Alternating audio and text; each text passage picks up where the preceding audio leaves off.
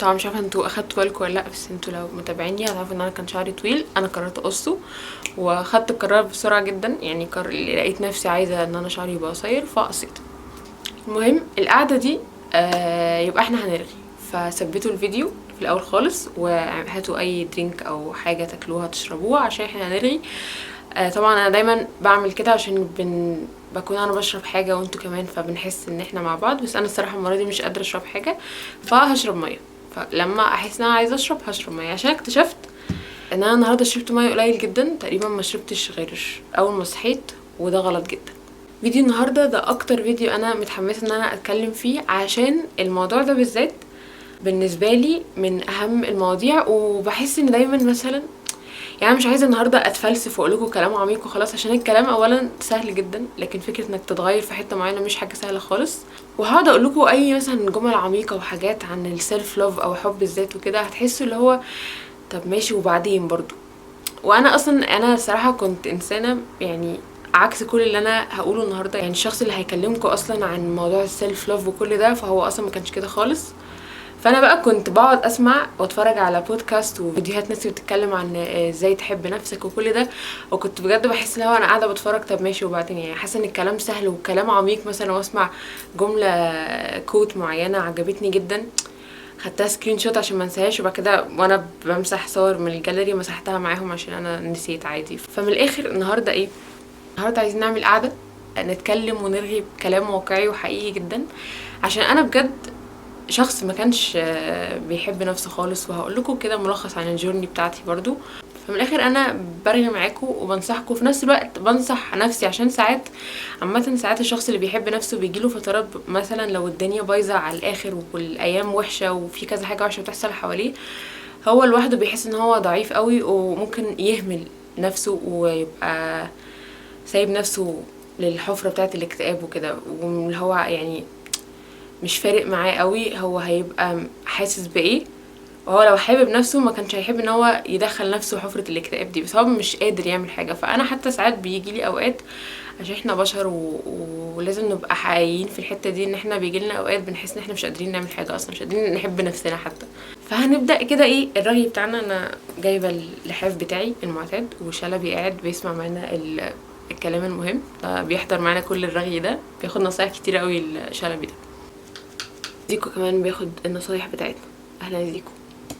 بص، اول حاجه في ناس بتبقى مش حابه نفسها وشايفه ان هي ما تستاهلش الحب وما تستاهلش ان حد يقدرها ويسمعها ويهتم بيها وهكذا. بس في اللي بيبقى مدرك ده وعارف، ولو سالته انت بتحب نفسك ولا لا هيقولك اجابه صريحه لا مش بحب نفسي عشان كذا وكذا وكذا، ممكن يقولك اسباب عادي. وفي اللي بيبقى مش مدرك ان هو مش بيحب نفسه، بس هو فعلا ما بيبقاش حابب نفسه خالص. هقول لكم ليه. بس انا الاول انا كنت الشخص التاني ده، اللي هو انا عايشه حياتي لو سالتني مثلا انت بتحبي نفسك ولا، اقول لكم اه بحبها، ما بحبهاش ليه. بس انا اتحطيت كتير في حياتي في مواقف لو انا كنت شخص بيحب نفسه ما كانش هيدخل نفسه في المواقف دي. لان من الاخر الشخص اللي بيبقى حابب نفسه مش بتهون عليه نفسه، يعني مش هيهون عليك انك انت تشوف نفسك في كذا موقف، او تحط نفسك في موقف يخليك تسمع جمل معينة وتتجرح وتتوجع، وانت اللي هو انت يعني عايش عادي. بس انت لو بتحب نفسك ما كانش هيهون عليك الموقف ده.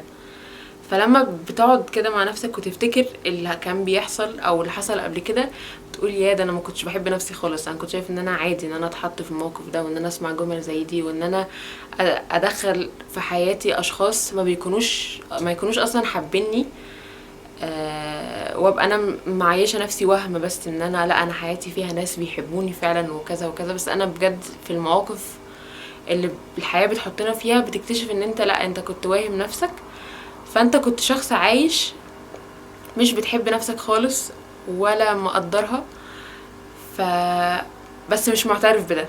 بس المواقف اللي اتحطيت فيها قبل كده تخليك لا انت فعلا ما كنتش شخص حابب نفسك خالص، ولا عنده ثقه بنفسه، ولا مقدر اللي هو بيعمله في حياته ولا اي حاجه. ففي اللي بيبقى معترف ان هو مش بيحب نفسه، وفي اللي بيبقى بينكر ده، او اللي هو مش عارف اصلا، هو مش مفكرش في الموضوع قبل كده، بس لما فكر وشاف الحاجات اللي هو عاشها والمواقف كانت عامله ازاي وهو نفسه في الموقف كان عامل ازاي، اكتشف انه لا هو فعلا كان شخص ضعيف ومش بيحب نفسه خالص. فاحنا هنتكلم على الاتنين. بس الاول عشان تعرفوا ان الاول الكلام هيبقى كده طالع من قلبي ليكو، ملخص عن الجورني او الرحله عامه. انا كنت شخص كان عامل ازاي، عشان برضو تبقوا عارفين ان الشخص اللي قاعد بيتكلم دلوقتي عن السيلف لاف هو كان صفر، كان في ميه البطيخ، ما كانش عارف اي حاجه عن السيلف لاف. ولازم اقفل الكولر عشان عمال بص صوت الزن ده صعب. انا كنت شخص عايش حياته بيدي، يعني انا بشوف الناس اللي حواليا عايزه او مش عايزه ايه حتى وبعمله. كنت شخص جيفر جدا، اللي هو يعني عايش حياتك بتدي كل حاجه، بتدي اهتمام. حد مخنوق عايز حد جود listener، يلا انا بحب اصلا اسمع جدا وهقعد اسمعه. اذا كان انا بقى حاسه بايه دلوقتي، انا فعلا يعني عندي انرجي اصلا وفيا طاقه ان انا اسمع مثلا، او ان انا اواسي حد او كده. انا حاسه بايه، مشاعري عامله زي دلوقتي، انا بمر بايه، فانا مش مهم. انا كنت بركن كل ده وبس، انا عايزه ادي اللي حواليا كل حاجه. فانا كنت يعني people pleaser جدا، اللي هو الشخص اللي بيسعى ان هو يرضي الناس اللي حواليه كلها. ومن ناحيه بقى السيلف لاف، فانا كنت بحاول يعني انا كنت بملي حياتي بناس كتيره علشان احسس نفسي ان انا حياتي فيها ناس كتيره قوي بيحبوني. فانا كنت بحاول اشوف كل واحد بيحب ايه عشان اعمله، ويبقى الشخص ده لا حبيبني، فاهمين؟ فانا كنت رايحه في داهيه. ابسط مثال وقلته قبل كده، ان انا مثلا لو قاعدين في قاعده، او بلاش المثال ده عشان قلت كذا مره يعني، بس مثلا قبل ما انزل حتى اي حاجه كنت مش بس بفكر هي حلوه ولا لا، يعني دي حاجه عادي بنعملها، بنشوف هي حلوه كستوري ولا وحشه. لا، انا كنت بشوف كل حد في حياتي لما هيتفرج على الستوري دي هيشوفها حلوه ولا ممكن معرفش مين يقول ايه، وممكن كذا يفكر بطريقه معينه. انا كنت بحلل كل حاجه قبل ما اعملها. حتى لو قاعدين في جروب اوف فريندز مثلا، فانا قبل ما اقول اي حاجه بتضحك مش بتضحك رايي، مش هقول حاجه عشان شايفه ان انا ما استاهلش ان انا اقول رايي، او انا عادي يعني. فانا ما كنتش عارفه اي حاجه عن السيلف لاف، بس لو كان حد جه في الوقت ده سالني انت بتحبي نفسك، كنت اقول بحبها جدا عادي. بس بعد كده الحياه حطتني في كذا سيتويشن وكذا موقف خلتني احس قد ايه فعلا انا ما بحبش نفسي، لدرجه ان انا هان عليا اسمع حاجات معينه كتير واتحط في مواقف انا يعني لما بفتكرها دلوقتي بقول قد ايه انا فعلا شخص ما كانش بيقدر نفسه ولا اي حاجه. لما بتحب نفسك صدقني بتخلي حياتك كلها كروتين حياتك والناس اللي في حياتك كل حاجه بتختلف.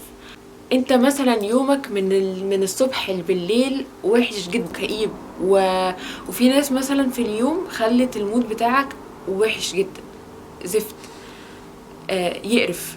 فانت خلاص طاقتك بقت وحشه، الاجواء ما بقتش حلوه، الانرجي عامه بتاعه المكان كله وحشه جدا. انت قاعد في البيت مخنوق، حاسس انك عايز تعيط ومش عارف تلاقي سبب معين، وممكن يبقى السبب هو اسباب في بعض، ضغوطات كتير من الايام، الفتره دي الدنيا بايظه والاجواء وحشه، فانت مخنوق. ابسط حاجه تعملها انك تنزل تلبس اي حاجه وتنزل تخرج، تنزل السوبر ماركت اللي تحت تجيب لك اندومي او اي حاجه تاكلها، تعمل لك وجبه حلوه، تتفرج على حاجه، تولع كاندل، ترش معطر او ترش، يعني انا بتكلم في العموم، تعمل لك اجواء انت كده تعزل نفسك عن الكوميونتي او الفايبس اللي انت حاسسها، وتخلي نفسك مبسوط، عشان انت مش هاين عليك زعلك، مش هاين على نفسك انك تبقى قاعد زعلان او مخنوق دلوقتي.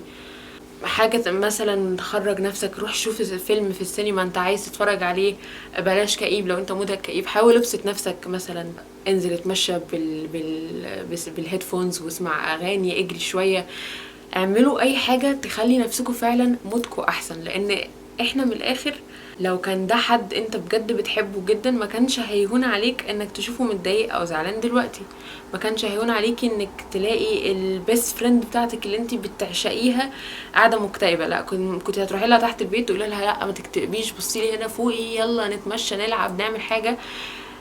الاهم من ده انك تبقى او انك تبقي بتعاملي نفسك كده. انا دلوقتي قاعده مخنوقه، لا والله ما ينفع، انا هقوم اعمل حاجه دلوقتي تبسطني. انا مش طايقه ناس معينه في حياتي ضايقوني وحاسه ان انا متعصبه منهم، ازاي يقولوا كده، ازاي يعملوا الموقف كذا وكذا وكذا. انا بقالي كتير انا اللي بدي ما باخدش حاجه، فالريليشن شيب اصلا دي مش متوازنه. فليه يعني بجد ليه تملوا حياتكم بناس مش بيضيفوا لكم حاجه؟ يعني انا دايما هقول لكم حاجه، انتوا دلوقتي خلاص احنا اتفقنا ان احنا هنبقى بنحب نفسنا، يعني نفسنا دي حد بريشس جدا، حد غالي علينا يعني. ف اقعدوا مع نفسكم قاعده راجعوا نفسكم والناس اللي في حياتكم، شوفوا الناس اللي في حياتكم بيضيفوا لكم حاجه، بيدوكوا مثلا ابسط حاجه اهتمام. انت لما تكون او انت لما تكوني متضايقه او مخنوقه بتحسي ان في حد موجود يسمعك. الاشخاص اللي انت مثلا شايفه ان هم جود فريندز او كده، هل في اسوأ مراحل عشتيها في حياتك هم كانوا موجودين؟ لو كانت الاجابه وان فعلا هم بيسمعوا او انت بتاخدي منهم حب واهتمام، مش لازم حتى كذا حاجه، يعني مثلا مش عشان موقف حصل، لا عادي، كل الدنيا عامه مشاغل وفي ظروف، وكلنا بيبقى عندنا اولويات مختلفه، بس اللي هو ما ينفعش تكون انت بتقعد تدي تدي تدي كتير وما بتاخدش حاجه. فانت اقف مع نفسك كده واقفه وتقول لا انا بحب نفسي، وانك مش هين عليك انك تبقى مالي حياتك بناس لما تبقى انت لوحدك وفي وقت محتاج ناس حواليك ما تلاقيش حد. في بقى ناس بيبقى عندها اسباب ان هي مثلا تقول لها انت بتحبي نفسك، تقول لك لا. طب ليه؟ عشان كذا وكذا، وانا عملت موقف مش عارفه ايه، وغلطت قبل كده في كذا، وانا ما بحبش نفسي، وانا شخص ما يستاهلش الحب، ومش ما يستاهلش اي حاجه. فبصوا، انا بجد نفسي برضو الناس كلها تعيش بجمله معينه، وهو ان احنا مجرد بشر.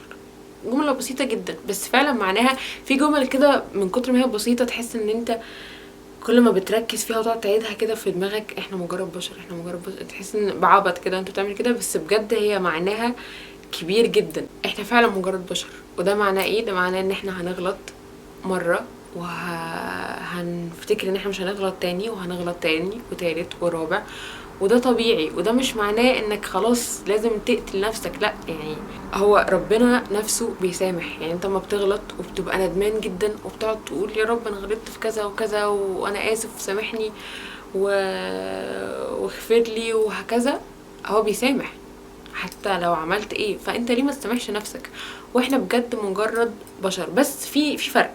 في ناس بتبقى شايفه اللي هو احنا مجرد بشر فعادي، فبتستحلى الموضوع، يا رب اكون قلتها صح، وبتقعد تغلط بقى. لو عادي انا مجرد بشر، فانا ممكن اذي شخص واذي شخص وادخل حياه مش عارفه مين ادمرها وادمره، هو عايش بيأذي، فلا ده غلط. لكن فكره انك غلطت مره وندمت جدا وغلطت تاني فندمت وكرهت نفسك عشان انت بتغلط لسه، ما انت طبيعي، ما انت لسه هنغلط وانا هغلط وكله بيغلط، احنا مجرد بشر. وبقى ليه بقول كده؟ تخيلوا معايا احنا كلنا عايشين بجملة احنا مجرد بشر. تخيلوا الدنيا هتبقى عامله ازاي والله. قبل ما اي حد يضايق حد، يعني مثلا قبل ما حد يجرح حد بجمل معينه وحشه وتقيله، هيراجع نفسه ويفكر نفسه الاول، لا ما هو الشخص اللي قدامي اللي انا هجرحه دلوقتي حالا اهو، ما هو عنده مشاعر وهيحس وهيتضايق، وانا ما اتمناش نفسي ابقى في الموقف ده، فلا انا مش هقول الجمله دي. قبل ما ناس تتنمر على حد تاني مثلا، فلا هي هتفكر نفسها الاول احنا كلنا مجرد بشر، وانا ما احبش اتحط في الموقف ده، ما احبش ان انا حد يجي يعاملني او يقول لي الجمل دي، الصراحه مش هقدر استحملها. فانا لا، هو اللي قدامي ده برضو انسان زيه، فانا مش هقدر اجرحه كده الصراحه، فمش هيعمل كده. قبل اي حاجه وحشه هنبقى لسه هنعملها او حد هيعملها، فهو هيفكر نفسه ان انا مجرد انسان واللي قدامي مجرد انسان، كلنا بنحاول نعيش، والدنيا عمرها ما كانت سهله، وبنتحط في مواقف كتير في الحياه تحس ان هي دوامه كده، تلاقي نفسك في موقف وبعد كده يوم تاني من احلى ايام حياتك، واليوم اللي بعده من اوحش ايام حياتك، واليوم اللي بعده اكتر يوم ممل في حياتك كده. يعني هي الحياة بجد مختلفة، وكل فترة يعني الاسبوع اللي فات كان غير الاسبوع ده خالص بالنسبة لي. بس ممكن حد تاني يقولك لا انا الشهر ده كله نفس الايام ونفس الروتين، انا زهقان قوي. بس السنة اللي قبلها لا، كانت حياة مختلفة، انا كانت حياتي عسل. بس السنة اللي قبلها كانت حياتي تقرف. هو حرفيا كل واحد عايش في دوامة وعالم مختلف عن التاني. وصدقني مهما احنا، يعني انا مهما كنت عارفة مثلا حد من صحابي ماي بيست فريند وبموت فيها وبحبها، انا برضو معرفش هي بتمر بايه، مع انها ممكن تكون بتحكي لي كل حاجة، بس انا مش انا اللي عايشة اللي بيحصل. فانا ما ينفعش ازود اللي عليها اللي بيحصل واروح اضايقها بحاجة تافهة او مشكلة تافهة مثلا، لان بجد كل واحد عنده اولوياته، وكل واحد عنده حياته وحاجات هو لوحده عايشها، حتى اهله ممكن يكونوا مش عارفين هو عايشها ولا لا. فلو فكرنا في فكره ان احنا مجرد بشر، وان كل واحد ليه القوقعه، انا دايما بتخيل كل انسان بيدور في القوقعه بتاعته كده لوحده، تخيل عبيط جدا، بس انا يعني لما ببقى في المرحله لان انا بتفلسف مع مخي لوحدي، بتخيل بجد ان كل واحد في بابل كده بتبقى موجوده في الملاهي او الحاجات دي، بنقعد نتشقلب كده، فكل واحد خليه في البابل بتاعته، فكلنا في البابل بتاعتنا بنغلط وهنغلط، فانت ليه ما تسامحش نفسك؟ ما احنا مجرد بشر. وصدقني يعني حاول انك تتعلم من المشكله، مش معناها ان انت مش هتعملها تاني، ممكن تعملها تاني عادي، بس بتحاول تقنع نفسك ان انا هبقى احسن، انا هبقى شخص احسن، بس انا بحبني في كل اللحظات، وانا غلطت عادي، انا مجرد شخص انسان بيحاول يعيش عادي، وهحاول ان انا ما اغلطش تاني، وانا بحب نفسي جدا عشان انا بحاول اصلا، في غيري ما بيحاولش. شوف ان الناس اللي بتبقى عايشة حياتها بتحاول وبتسعى ان هي تكون شخص احسن وتصلح من نفسها، يعني مثلا انا راجعت نفسي، ده مثال، رجعت نفسي لقيت ان انا مقصرة في حق عيلتي مثلا، فانا لا، انا هعمل يعني هحاول ان يبقى في وقت معاهم اكتر، ويبقى في كواليتي تايم مع العيله بتاعتي. مثال تاني، حد تاني حاسس انه مقصر في دراسته ومش مهتم بيها خالص، فلا انا هحاول ان انا اذاكر وابقى احسن، انا في ثانويه عامه فانا محتاج ان انا اركز شويه، مع اني ضيعت وقت بس انا هركز عشان انا بحب نفسي وعايزه ابقى فخور بنفسي يوم من الايام، واشوف نفسي في مكانه عاليه. فهو فكره انه بيحاول، انت حب نفسك لانك بتحاول، يعني دي ابسط حاجه من الحاجات اللي انت ممكن تحب نفسك عشانها. بلاش تبقى عمال تحب اللي حواليك وتوزع حب هنا وهنا ومين محتاج مش عارفه ايه، حب نفسك انت، لان انت محتاج ده، وانت اللي اولى بكل اللوف اللي انت عمال توزعه ده، وزعه لنفسك.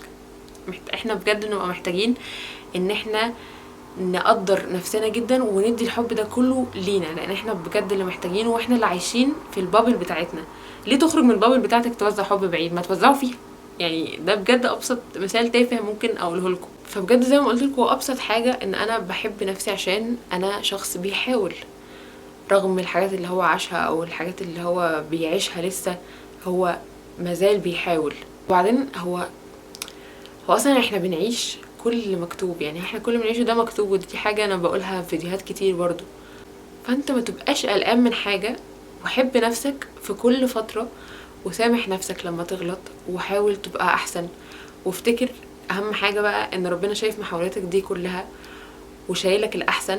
فحاول تبقى انت اصلا حابب نفسك وانت بتاخد كل خطوه في حياتك وكل قرار في حياتك، صدقني الدنيا هتختلف خالص. علم انك تقول لا.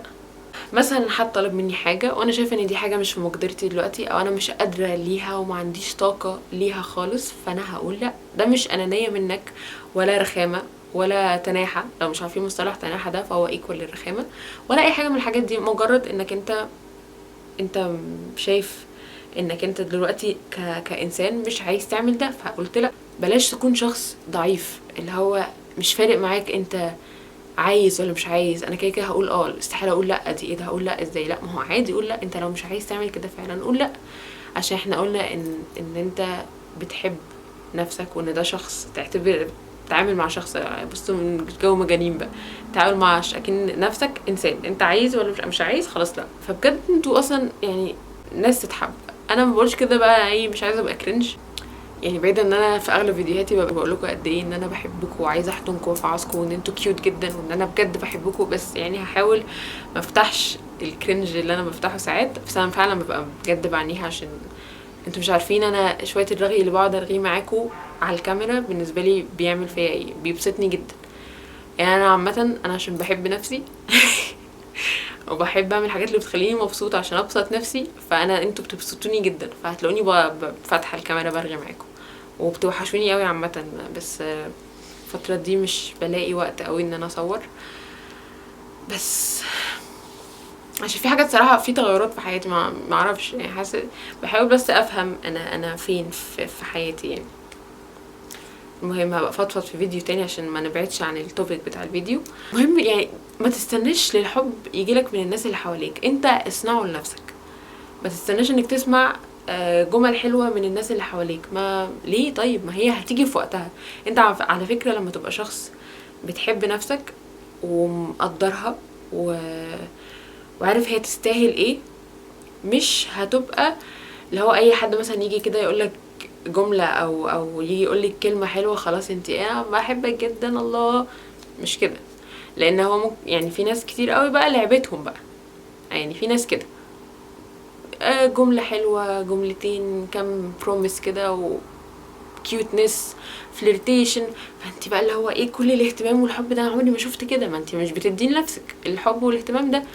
فخلاص بقى بعد شويه بعد فتره الشخص ده بقى خلاص ما بقاش موجود، في حاجه غلط حصلت، ايه ده، انا اخش في اكتئاب عادي، مش هين عليا انا زعلي، كل ده اي كلام، انا عادي، مش مهم انا حاسه بايه، مشاعري مش مهم كل ده، بس انا الشخص اللي كان بيديني حب راح خلاص اختفى. طب ما انت تدي نفسك الحب ده، الاهتمام. انت حاسه انك نفسك في مثلا في ورود دلوقتي، انزلي هاتي ورد لنفسك عادي على فكره. فهي الدنيا ما بتمشيش كده، يعني ما تستنيش الحب يجي من بره، لانه ممكن يجي من بره ويروح، ولما يروح هتحس بقى هتحسي انك خسرتي حاجه مهمه جدا، يعني خسرتي نفسك، او مش نفسك بقى، لا خسرتي يعني مصدر الحب في حياتك. طب ليه؟ ما هو اهم حاجه ان مصدر الحب في حياتك يبقى جاي من نفسك اصلا، انت بتديه لنفسك حرفيا. فما تستنوش للحب، انتوا صنعوه لنفسكم، شوفوا ايه الحاجات اللي بتبسطكم، ودي بجد حاجه بتفرق جدا.